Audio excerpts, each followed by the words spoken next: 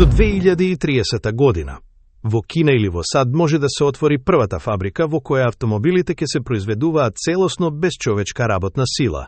Според аналитичарите, најмалку еден производител ќе успее да постигне 100% автоматизација на склопувањето благодарение на напредната роботика и вештачката интелигенција.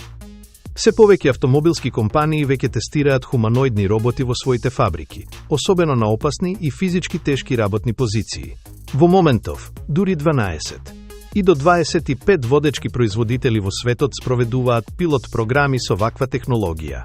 Целта е да се намалат трошоците, да се подобри квалитетот на производството и да се скрати времето за изработка на возилата. Сепак, и покрај целосната автоматизација на производствените линии, експертите нагласуваат дека луѓето и понатаму ќе имаат важна улога, особено во управување со технологијата, анализата и развојот на нови решенија.